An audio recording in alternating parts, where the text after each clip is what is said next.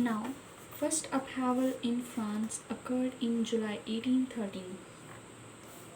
जुलाई 1830 में फ्रांस में first upheaval हुई थी. So let's discuss here. In July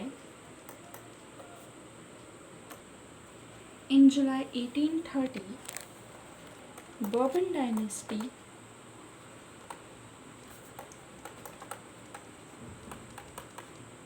was overthrown. जुलाई 1830 में बर्बन डायनेस्टी ओवरथ्रो हो गई थी. और किसने ओवरथ्रो की थी? लिबरल रिवोल्यूशनरीज ने. ओके,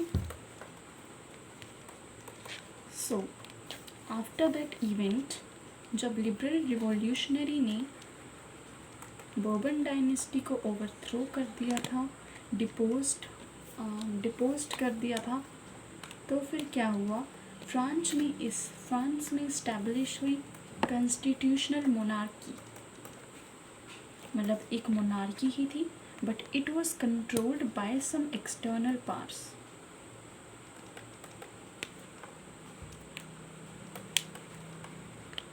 और उसके हेड कौन बने? Was the king of that constitutional monarchy, Louis Philippe. Remember that. Was the head.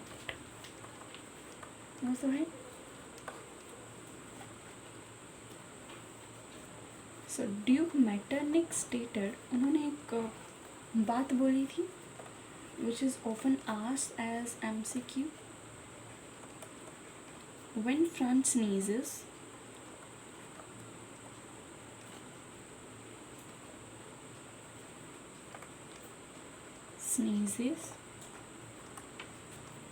the rest of the Europe catches cold.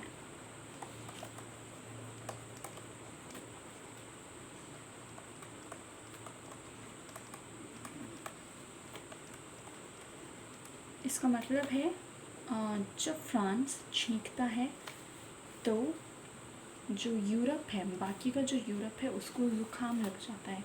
यानी कि that rest part of the Europe gets cold, उसको cold हो जाता है.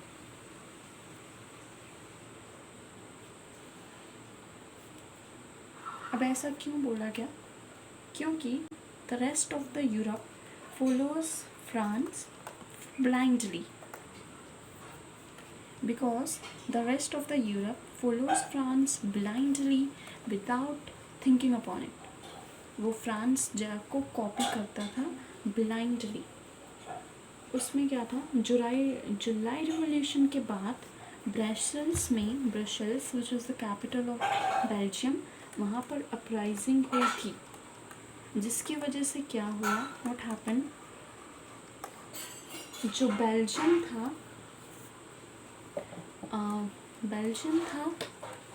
वो United kingdom of Netherlands से separate हो गया था from United kingdom of Netherlands. Okay, and one of the important is, क्या है अब इम्पोर्टेंट हमारे लिए? That is Greek war of independence was occurred in 1821. The aim of the Greek War of Independence was to remove Ottoman Empire, and it was led by the nationalists of Greece. Okay, and the nationalists of Greece supported the Greeks who had been to exile at the time and the Western Europeans, because the nationalists of Greek have sympathies for both of them. Now, poets and artists played a major role in this war of independence. They lauded Greek as a cradle of civilization. Right? Cradle होता है पालना. Right, type of swing और civilisation, जहाँ से civilisation start होती है, where the civilisation has its great prominence. Okay, so जो poets and artist थे of Greece, they mobilised public opinion. उन्होंने पब्लिक ओपिनियन को गैदर किया in order to support the struggle against Ottoman Empire. It was also called Muslim Empire of Turkey, right? Of Turkey. Finally, Greek को independent nation किस treaty ने recognise किया? Treaty of Constantinople of 1832. It recognised Greek as an independent nation, कि Greek अब एक independent nation है. सो इसमें हमें एक इंग्लिश पोइट के बारे में भी थोड़ा सा डिस्क्रिप्शन है, जिनका नाम है लॉर्ड बायरन, राइट. अब उनका क्या रोल था? उन्होंने फंड्स ऑर्गेनाइज किए और फिर वो वॉर में फाइट करने के लिए भी गए. जब वो वॉर में फाइट कर रहे थे तो वो फीवर की वजह से मर गए थे. कब मरे थे वो? 1824, right. So now we will study about the romantic imagination and national feeling. Romanticism, the romantic imagination and the national feeling. अब रोमांटिसिज्म से नेशनल फीलिंग कैसे डेवलप हुआ? So first of all, what is romanticism? It is associated with the emergence of culture in the idea of nationalism. So it is a type of a sort of cultural movement. ये एक ऐसी cultural movement है that sought to develop nationalist sentiment. What is its intention? To develop nationalist sentiment, right?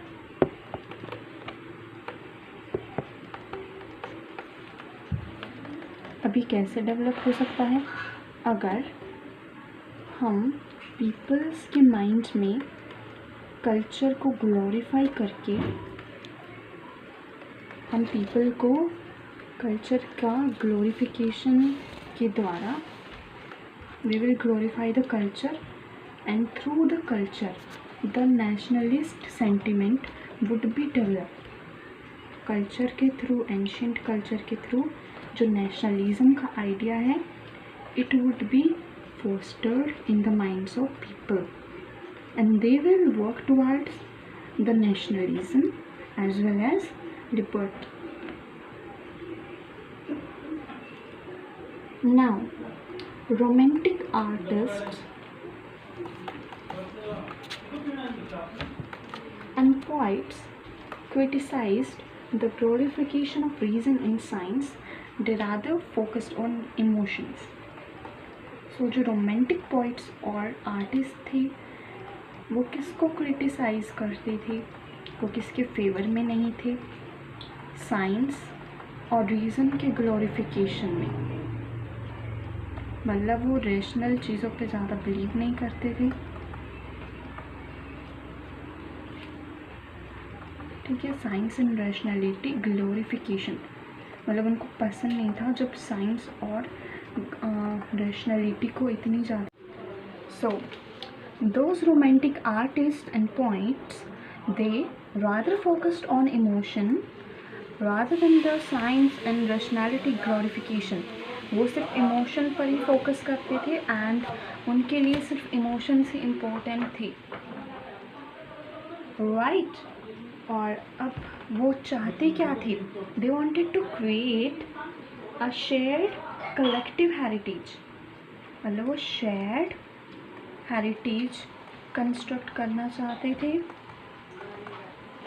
Collective heritage मतलब सबकी एक ही heritage that was based on common cultural past, जिसमें culture जो था पास्ट में वो सेम हो, एक ऐसी हेरिटेज वो क्रिएट करना चाहते थे। ओके, नाउ अब हम पढ़ेंगे जर्मन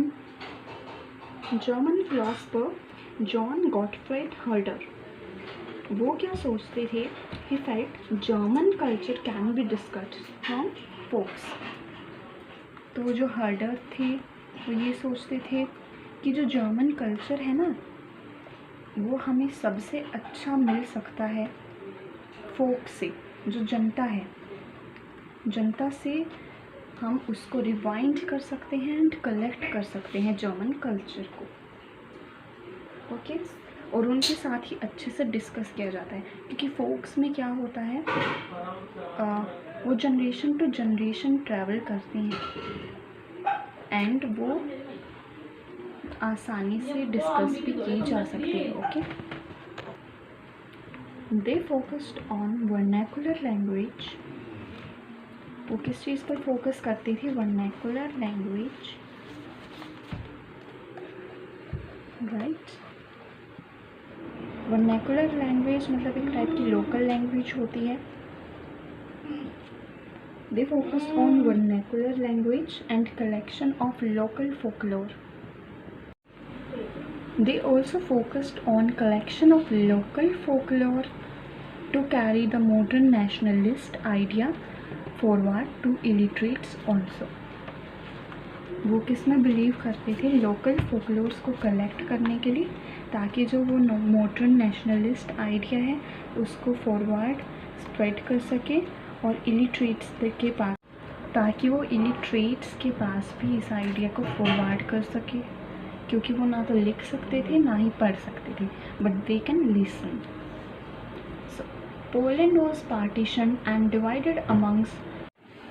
सो पोलैंड जो था वो पार्टीशन हो गया था and it was divided among Russia, Austria and Prussia, right. वो किसके बीच में डिवाइड हो गया?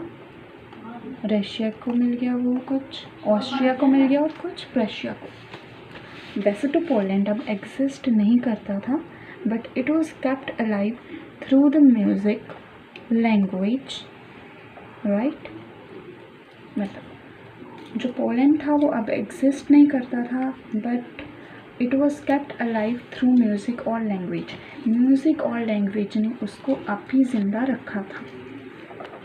नाउ कैरोल कुरपिंस्की वो पोलैंड से थे।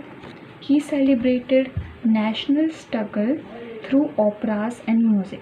वो म्यूज़िक एंड ओपरा और डांस के थ्रू क्या करते थे? नेशनल स्ट्रगल को सेलिब्रेट करती थी। और डांस जैसे कि पोलोनाइज एंड मजूरका, उनको नेशनलिस्ट सिंबल में कन्वर्ट कर दिया गया था, राइट। 1831 में एक आर्म्ड रिबेलियन शुरू हुआ था, किसके against? Russian rule through the polish. उसमें ऐसा क्यों? क्योंकि जो रशियन लैंग्वेज थी वो हर जगह इम्पोज करती गई थी। इवन इन स्कूल्स में रशियन फोर्स की जाने लगी, और जो पोलिश का यूज़ था उसको बोलते थे कि पोलिश को यूज़ मत करो, रशियन जो थी। फिर later on Polish bishops were put up in jail and they were sent to Siberia. ऐसा क्यों हुआ? उनको बाइशप्स को जेल में क्यों रखा गया और उनको साइबेरिया क्यों भेजा गया? क्योंकि वो चर्च में पॉलिश यूज़ करती थी। This was all about the use of Polish in church. The use of Polish was deemed as the struggle against Russian dominance. अगर किसी को रशियन डोमिनेंस के अगेंस्ट स्ट्रगल इनिशिएट करना है तो वो पॉलिश का यूज़ करते थे, क्योंकि एक सिंबल था कि कोई रशियन डोमिनेंस के अगेंस्ट स्ट्रगल इनिशिएट कर रहा है। So some terms related to German culture, उसमें क्या था कि जो नेशनलिस्ट फीलिंग थी उसमें फोक का बहुत ही रोल था, इम्पोर्टेंट रोल था. It was either folk music, folk art या फिर फोक पोइट्री, फोक सॉन्ग्स और फोक डांसेस. सो दास वॉक क्या होता है? Common people. एंड वॉल्कजिस्ट क्या होता है? True spirit of the nation. Right. Now hunger, hardship and revolt. Hunger का मतलब होता है भूख से या फैमिन से. हार्डशिप मतलब जब बड़ी ही विपदा और डिफ़िकल्टी आती है. रिवोल्ट मतलब रिबेलियन या विद्रोह. जो ईयर यानी डिकेड 1830s था उसमें ग्रेट इकोनॉमिक हार्डशिप थी यूरोप में. राइट. तो क्या हो रहा था? सिनेरियो क्या था? पॉपुलेशन जो थी वो इंक्रीज़ करती जा रही थी. Simultaneously due to it consequently जो जॉब की डिमांड्स थी और एम्प्लॉयमेंट की डिमांड्स थी वो भी हाई होने लगी. कहाँ पर? किसको चाहिए होती है ज़्यादा जॉब्स? मिडिल क्लासेस को. वहाँ पे जॉब की डिमांड्स हाई हो रही थी. और दूसरे फेज़ पर क्या हो रहा था? Stiff competition of machine made goods that came from inputs of England with the small producers. There was a stiff competition of goods जो इंग्लैंड से आ रहे थे. कंपटीशन किसके साथ था? Goods that came from England and those came from small producers. Now due to rise of food prices there also pauperism. अब country में क्या हो रही थी? पॉपेरिज्म. पॉपेरिज्म मतलब पॉवर्टी. देखो जैसे फूड प्राइसेस इंक्रीज़ होते हैं तो लोग जो हैं वो उनके वेज तो उतने ही रहते हैं. ठीक है. उनकी जो सैलरी या इनकम होती है वो उतनी ही रहती है और प्राइसेस तो बढ़ते जाते हैं. तो इसलिए जो है जो गैप है ये वाइडन हो जाता है. एक बैलेंस जो है वो मेंटेन नहीं हो पाता. इस वजह से अल्टीमेटली वो खाना नहीं खा पाते क्योंकि लो वेज हैं और लो वेज की वजह से हो जाता है poverty. Now I think this is clear. अब ईयर कौन सा है? 1848. इसमें क्या होता है? इसमें होता है फूड शॉर्टेज होता है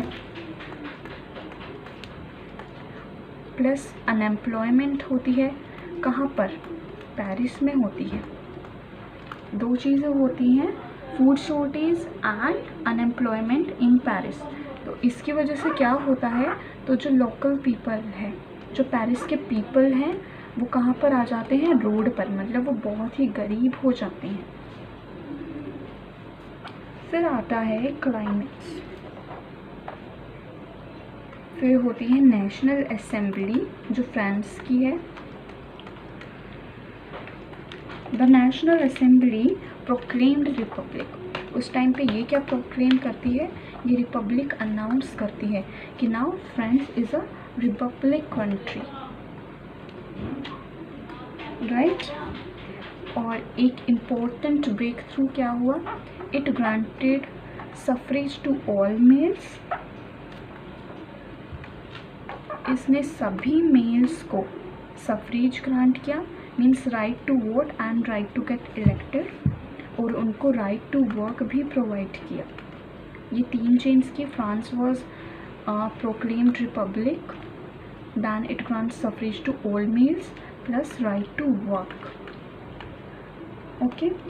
फिर आता है सिलेसियन वीवर्स के बारे में. एल है सिलेसियन वीवर्स. ओके.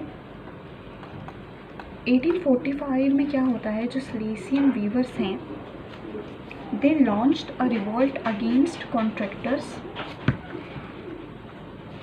वो कॉन्ट्रैक्टर्स के अगेंस्ट रिवॉल्ट लेड करते हैं. सो उनमें से बहुत सारे लोग जो हैं वो रोड्स पर इमर्ज हो जाते हैं. They are treated with scorn and threats. उनको धमकियाँ मिलती है. They face scorn. ठीक है. बहुत सारी चीज़ें होती हैं उनके साथ. फिर इसके बाद वो क्या करते हैं? They attack on contractors.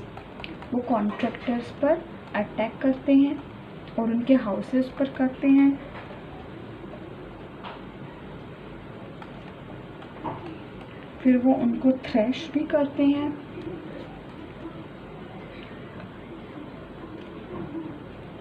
Right. Then they thresh them, जो सीन से चले जाते हैं, जो मतलब भाग जाते हैं, जहाँ पर ये घटना होती है वो उनको थ्रेश करते हैं, right. Now we will come to 1848, the revolution of liberals.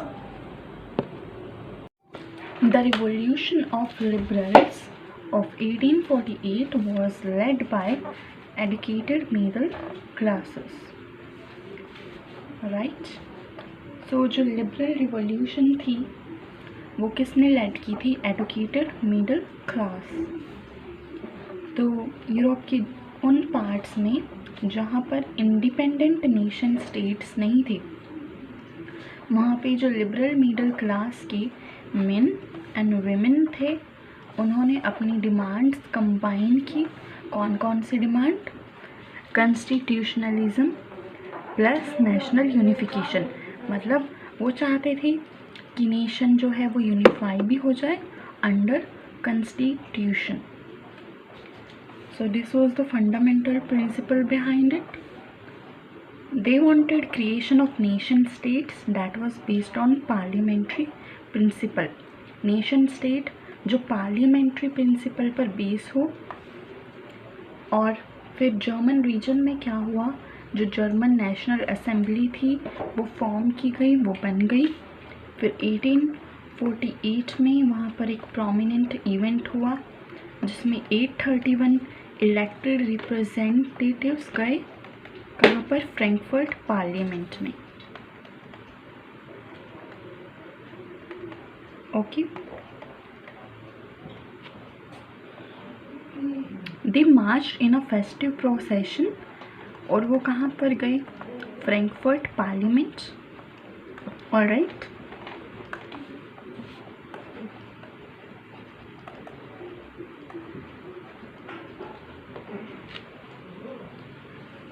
कहाँ पर है ये?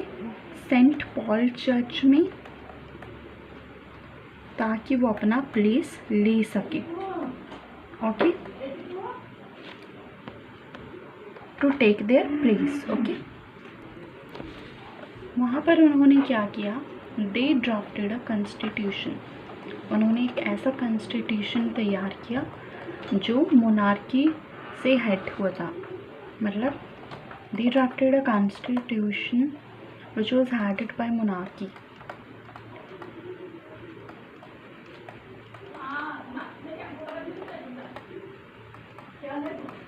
वो कॉन्स्टिट्यूशन जिसमें मोनार्की हेड थी। ओके,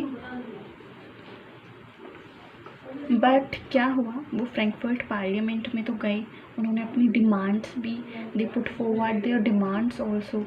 बट जो वहाँ का राजा था, रशिया का राजा था, वो कौन था? किंग ऑफ रशिया थे वहाँ पर Frederick William IV।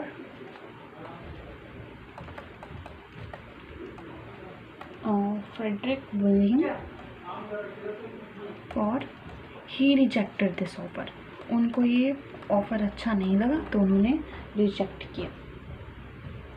Okay, and इस इलेक्टेड असेंबली को अपोज करने के लिए उन्होंने दूसरे मोनार्क्स को ज्वाइन कर लिया ताकि वो इस इलेक्टेड असेंबली को अपोज कर सके।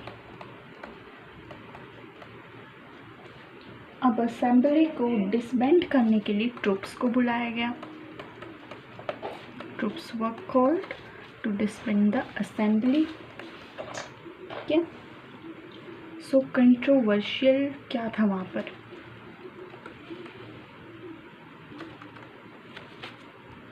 What was controversial there? कि विमेन को क्या मिले? Political rights. वो नहीं चाहते थे कि विमेन को पॉलिटिकल राइट्स ग्रांट हो।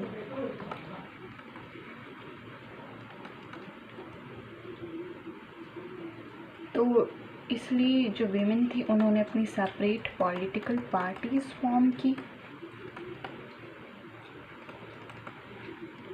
और उनको उनका जो सफरेज राइट था वो भी नहीं मिला। और इस बात को साबित क्या करता है? What is the evidence for it, कि जो विजिटर गैलरी में एक गैलरी थी फ्रैंकफर्ट पार्लियामेंट के ऊपर, वहाँ पर विजिटर्स गैलरी में द वुमेन वर देयरफॉर, वो वुमेन वहाँ पर थी तो, लेकिन किसके रूप में थी, as observers in the visitor gallery of Frankfurt parliament. फिर 1848 में क्या हुआ, जो ऑटोक्रेटिक मोनार्क्स थे यूरोप में, उन्होंने कुछ चेंज करने शुरू कर दिए। They introduce some change, right.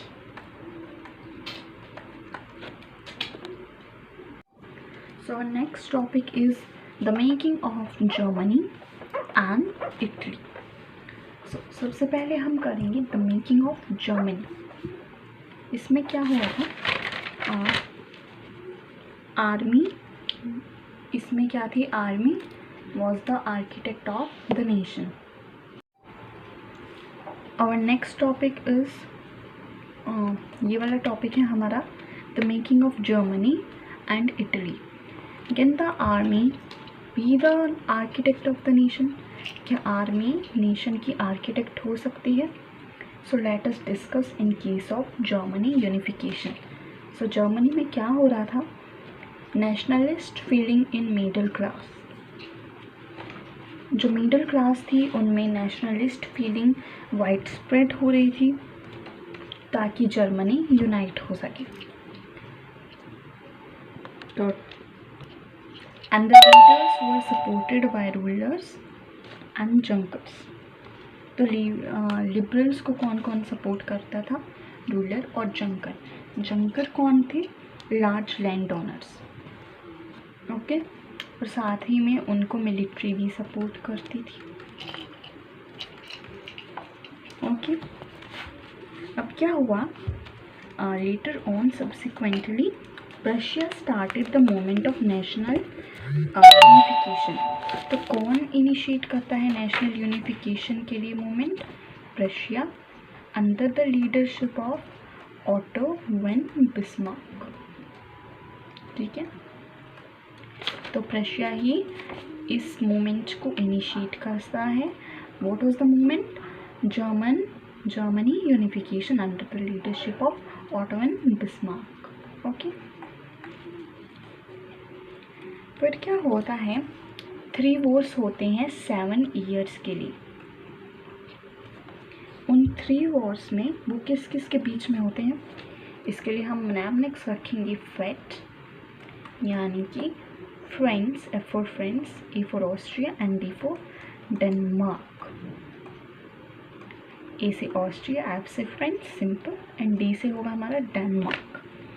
इनके बीच में 7 साल का युद्ध जो था वो 3 बार हुआ। और क्या हुआ रिजल्ट, कि Prussia was the winner, Prussia was the winner, Prussia की victory, it was the result of that wars, of those wars. फिर एक मेन इवेंट क्या है, 18 जनवरी, remember this date, remember this date, 18 जनवरी 1871, हाँ 18 जनवरी 1871 में तो हुआ क्या, एक सेरेमनी हो रही थी वर्सेलीज में। वर्सेलीज में एक सेरेमनी हो रही थी, तो उसमें जो प्रशियन किंग थे फ्रेडरिक विलियम, कौन थे प्रशियन किंग, प्रशियन किंग थे उस टाइम पे William one, okay. Frederick William पहले थे, तो उनको क्या प्रोक्लेम किया गया, he was proclaimed as the king, right, as the king of Germany, मतलब he was proclaimed as the German emperor. कौन थे वो, विलियम वन। और ये सेरेमनी हो रही थी वर्सेलीज में, और ये क्या था, डेट क्या थी, 18 जनवरी 1871 में। तो ये था मेन इवेंट। फिर हुआ क्या तब बाद में, क्या कौन कौन थे वहाँ पर, प्रिंसेस थे, आर्मी रिप्रेजेंटेटिव्स थे, प्रिंसेस थे, आर्मी रिप्रेजेंटेटिव्स थे, और भी बहुत लोग थे, जैसे कि इम्पोर्टेंट प्रशियन मिनिस्टर्स, और चीफ मिनिस्टर थे उनमें प्रशिया के, वो कौन थे? बिस्मार्क। और कौन थे? और वो हुए कहाँ थे? वो गैदर हुए थे हॉल ऑफ मिरर्स में। वहाँ पे ना, उस हॉल में ना मिरर्स ही मिरर्स हैं चारों तरफ। Hall of mirrors to proclaim the new German empire. नए जर्मन एम्पायर को प्रोक्लेम करने के लिए वो हॉल ऑफ मिरर्स में इकट्ठे हुए। कौन कौन थे? Princes, army representatives, some important ministers and the chief minister Otto von Bismarck. अब न्यू स्टेट कंस्ट्रक्ट हुआ। That new state emphasized on moderating the current banking। वो किस पर इम्फेसिस करते थे? मॉडर्नाइज करने पे। क्या चीज़ को? Current banking. बैंकिंग को मॉडर्नाइज करने में। और लीगल और जुडिशियल सिस्टम्स थे जो जर्मनी के, उनको भी मॉडर्नाइज करने में। ओके, अब हम बात करते हैं मेकिंग ऑफ इटली, यानी इटली यूनिफिकेशन।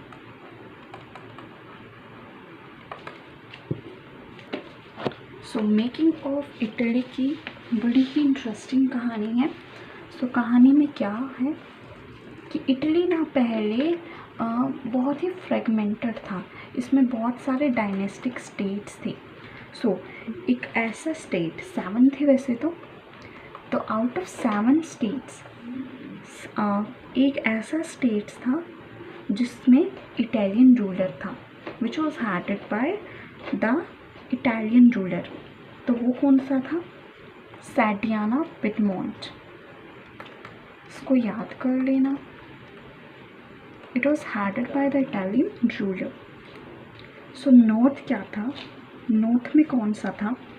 ऑस्ट्रियन हैब्सबर्ग था नॉर्थ में। सेंटर था, वो रूल किया जाता था पोप से।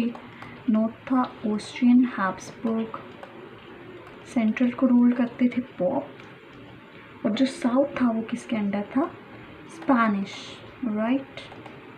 नॉर्थ था Austria Habsburg, centre pope, south was under the Spanish and Sardinia Piedmont was under the Italian ruler. So Italian language थी वहाँ पर, इटली की जो लैंग्वेज थी, बट उसमें क्या था? उसमें रीजनल और लोकल बहुत ज़्यादा वेरिएशंस और डिस्पैरिटीज़ थी। फिर जो वहाँ के कौन थे? वहाँ के गिज़ेप मैज़ीनी ने एक प्रोग्राम लॉन्च किया। वहाँ के गिज़ेप मैज़ीनी ने एक प्रोग्राम लॉन्च किया। वो किस लिए था? इटली को यूनिफाई करने का और इसको रिपब्लिक बनाने का। तो इसलिए उन्होंने एक सीक्रेट सोसाइटी भी फॉर्म की जो थी Young Italy. I think you may know before it, Young Italy थी। और सैडियाना पिडमोंट के रूलर कौन थे? विक्टर इमैनुअल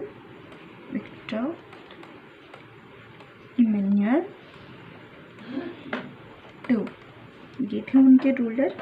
वो सोचते थे कि इटली यूनिफाई हो सकता है वॉर के थ्रू, राइट। फिर वहाँ के जो चीफ मिनिस्टर थे काउंट कैवर, वो वहाँ के चीफ मिनिस्टर थे, जर्मनी के थे ओटो वन बिस्मार्क, और इटली के थे काउंट कैवर। उन्होंने ये मूवमेंट लेड की, राइट। उन्होंने ये मूवमेंट लेड की। तो एक टैक्टफुल अलायंस बनाया किसके साथ? इटली ने फ्रांस के साथ। किसको हराने के लिए? ऑस्ट्रिया को हराने के, क्योंकि नॉर्थ तो ऑस्ट्रिया हैब्सबर्ग के पास था। फिर ऑस्ट्रिया को हराने के लिए उन्होंने एक अलायंस बनाया फ्रांस के साथ। फिर ऑस्ट्रिया हार गया कब? 1859 में। फिर 1860 में वो साउथ की तरफ मूव हुए और स्पेन को भी हरा दिया इटली ने। Spain was also defeated, okay. फिर एक साल बाद 1861 में जो वहाँ के राजा थे सैडियाना पिडमोंट, विक्टर इमैनुअल ने, वो क्या हुआ? उनको इटली का एम्परर या किंग प्रोक्लेम कर दिया गया था। रिमेंबर, पहले कौन सी घटना हुई? पहले इटली यूनिफाई हुआ, देन जर्मनी हुआ। 10 साल बाद जर्मनी हुआ और 10 साल पहले इटली हुआ। अब हमारा टॉपिक है the strange case of Britain. Britain का केस था वो इन दोनों से थोड़ा हटकर था। ये बहुत ही लॉन्ग प्रोसेस था, it was a long drawn process. Britain में नेशन स्टेट जो थे वो इजीली नहीं बने थे और ये बहुत ही लंबा प्रोसेस था। इथनिक क्लासेस जो थी वो ब्रिटेन में वो कौन कौन सी थी? वो थी 4। Number 1 Welsh, Scot, Irish and English. ये 4 थी, English, Welsh, Scot, Irish, right. अब जो इंग्लिश पार्लियामेंट थे उन्होंने मोनार्की से पावर सीज कर ली थी।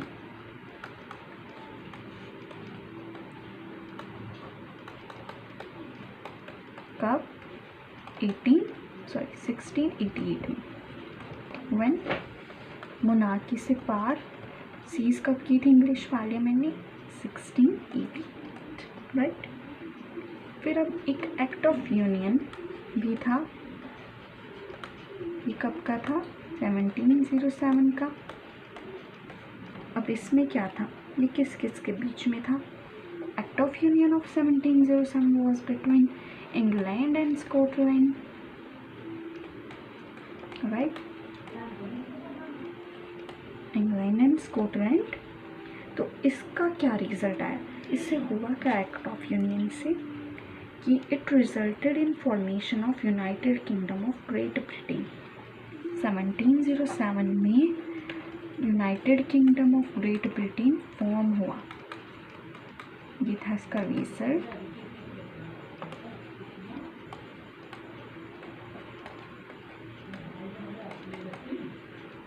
राइट, ठीक है। अब क्या था?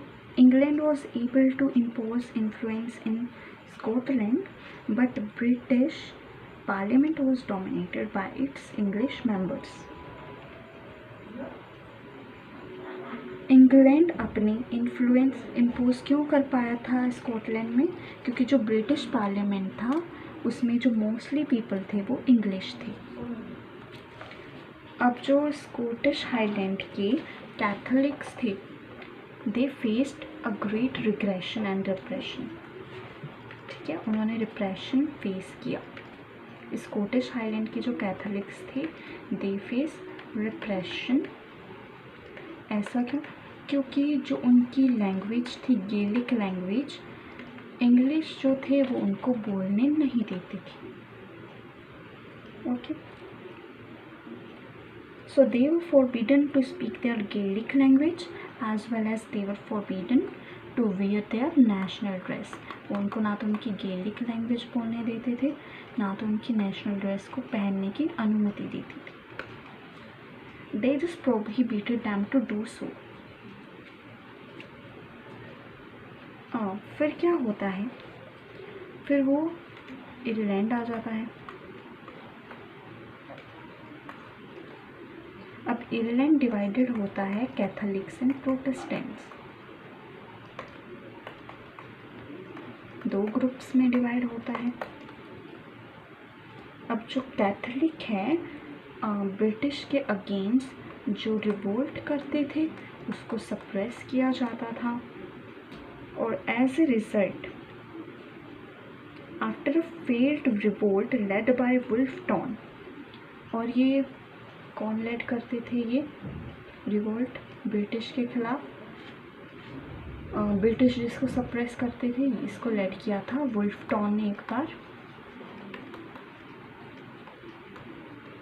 और ये फेल्ड हो गया था। फिर as a result Ireland was merged with Britain.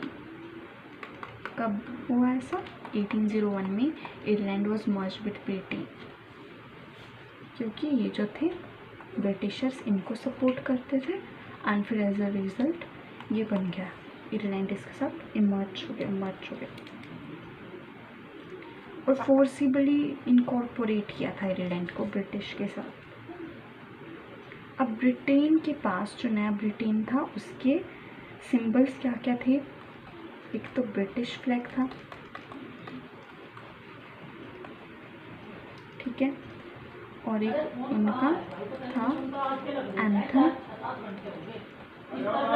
वो क्या था? God save the king, God save our Nobel king. और क्या था? तीसरी फॉरमोस्ट क्या थी सबसे इम्पोर्टेंट? वो है उनकी इंग्लिश लैंग्वेज। तो जो ओल्डर नेशंस थे वो कैसे सर्वाइव हुए? वो उसके ब्रिटेन के सपोर्टिंग में थे, right. Visualising the nation, artist of 18th and 19th century personified nation as a female figure। जो 18 और 19th सेंचुरी के आर्टिस्ट थे वो नेशन को पर्सोनिफाई करने लगे थे। They personify nation as female figure, वो नेशन को पर्सोनिफाई करते थे किसी फीमेल फिगर के रूप में, और उस फीमेल फिगर को हम बोलते थे that it was the allegory of the nation. तो एक कंट्री को रिप्रेजेंट करती थी, और ये पब्लिक प्लेसेस पर भी सेटअप की जाती थी, जैसे कि पार्क्स हो गए, स्टैम्प्स हो गई, यहाँ पर ये सेटअप की जाती थी। फ्रेंड्स की एलेगरी का नाम है मेराइन, और जर्मनी की है जर्मेनिया, ब्रिटेन की है Britannia, okay. During French Revolution, artists used female allegory to portray the ideas of liberty, justice and republic। French revolution के टाइम पे जो आर्टिस्ट थे वो एलेगरी को यूज़ करते थे to symbolise as a symbol of, और कौन कौन से आइडियाज़ को पोर्ट्रे करने के लिए यूज़ करते थे? Liberty, justice as well as republic. उसका नाम मेराइन था, ये हमने पहले ही पढ़ लिया था। उसकी रेड कैप है और ट्राई कलर है, और जो कोकेट है वो लिबर्टी और रिपब्लिक को रिप्रेजेंट करते हैं। रेड कैप, कोकेट और जो ट्राई कलर है it represents liberty and the republic. Germania है जर्मनी की एलेगरी, और ये क्या पहनती है? Crown of oak leaves, oak leaves का crown, right, which represents heroism, क्योंकि जर्मन में ओक का मतलब होता है हीरोइज्म्स। पब्लिक स्क्वायर्स में मेराइन को सेटअप किया था स्टैम्प्स पे और बहुत सारी जगहों पर, ठीक है। Now we shall read about nationalism and imperialism. So दोनों में फ़र्क क्या है? इम्पीरियलिज्म का मतलब थोड़ा वॉयलेंस से भी रिलेट कर सकते हैं हम। इसमें कुछ ज़्यादा ही मतलब वॉयलेंस की तरफ हो जाते हैं एंड मतलब कुछ भी करने के लिए, बट ये हमेशा पॉजिटिव ही रहता है, ये सबकी भलाई के लिए होता है। जैसे कुछ होते हैं इम्पीरियलिस्ट पीपल भी होते हैं, मतलब जो कहते हैं कि ये देश ऐसा है, मतलब वहाँ के लोगों के साथ ऐसा करना चाहिए। सो जो सिर्फ अपने देश के, वो अपने देश से बहुत प्यार तो करते हैं but in a negative sense, that is imperialism. So Europe में क्या हो रहा था, धीरे धीरे जो नेशनलिज्म थी वो इम्पीरियलिज्म में कन्वर्ट हो रही थी। So one of the most prominent source of this tension is Balkan conflict, जो बाल्कन रीजन में हो रही थी। It was after 1871, okay. ये हो रही थी बाल्कन एरिया में। अब ये एरिया जो है, there is a great ethnic and geographical diversity, यहाँ पर वेरिएशंस काफ़ी हैं और बहुत सारे रीजन यहाँ पर हैं। द रीजन्स आर रोमानिया, ठीक है, रोमानिया है हमारे पास, बुल्गारिया, अल्बानिया, बहुत सारे रीजन्स हैं। अल्बानिया, राइट, ग्रीक भी है हमारे पास, मैसेडोनिया भी है, क्रोएशिया भी है हमारे पास, Bosnia Herzegovina,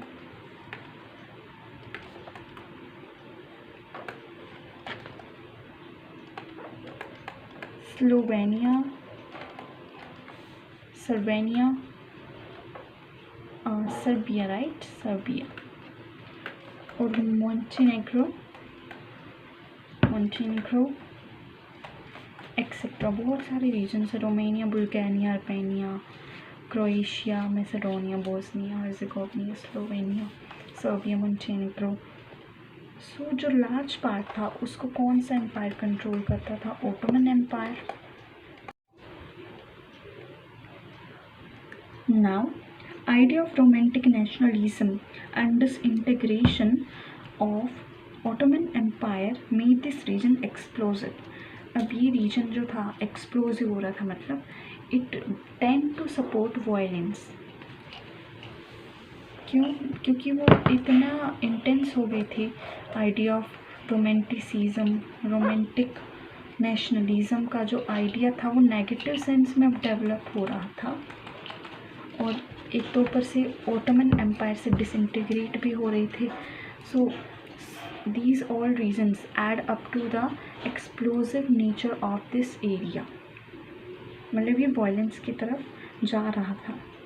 rebellious nationalism in Balkans attempted to win back their long lost independence. अब वो नेगेटिव सेंस में सोच रहे थे कि वो रिवोल्ट करेंगे फॉर नेशनलिज्म और अपनी जो लॉन्ग लॉस्ट इंडिपेंडेंस है उसको वो रिगेन और रिकवर करेंगे। So this was all about Balkans. और फिर इसी बाल्कन कन्फ्लिक्ट की वजह से फर्स्ट वर्ल्ड वॉर हुआ क्या? Balkan area became region of intense conflict. वहाँ पर इंटेंस मतलब इंटरनल कन्फ्लिक्ट्स काफ़ी हो रही थी।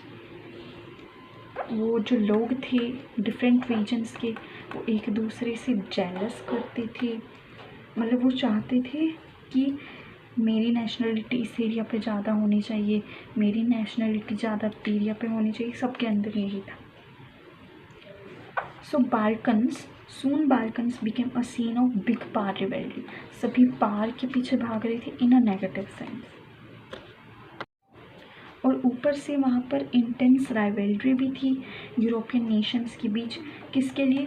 ट्रेड के लिए, कि मैं करूँगा इस एरिया में ट्रेड, ये कॉलोनी मुझे मिलनी चाहिए। और नेवल और मिलिट्री राइट्स, इस एरिया पर मेरी नेवी और मेरी मिलिट्री का राइट है, इस चीज़ों के लिए हो रहा था।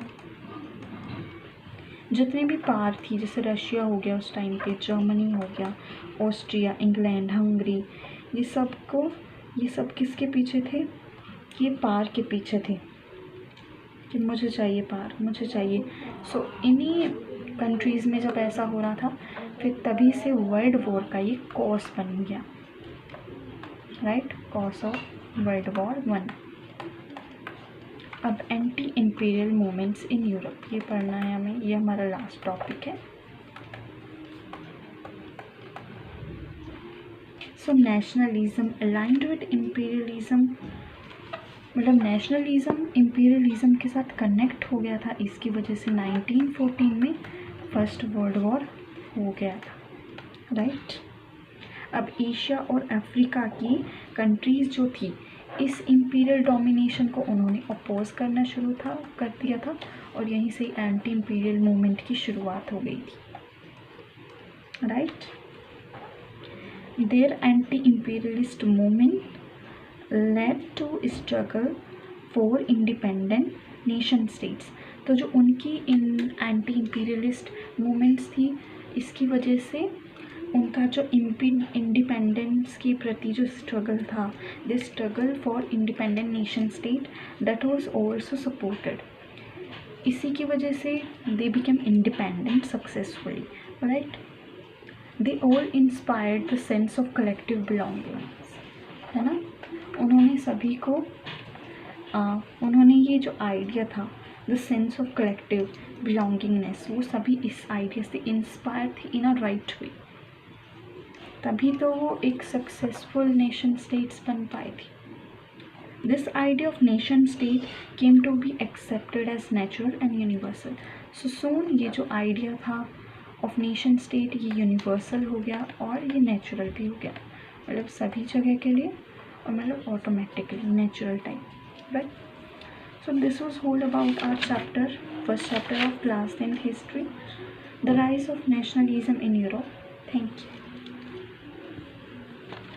सो बाय स्टूडेंट्स, स्टूडेंट्स हमारे आप चैनल को स्टडी वर्ल्ड और स्टडी वर्ल्ड 2 हम आपको इसका डिस्क्रिप्शन में लिंक दे देंगे। आप सर्च मत मारना क्योंकि इस नेम के बहुत सारे चैनल्स हैं। सो आप हमारे इन 2 चैनलों को सब्सक्राइब कीजिए। बाय।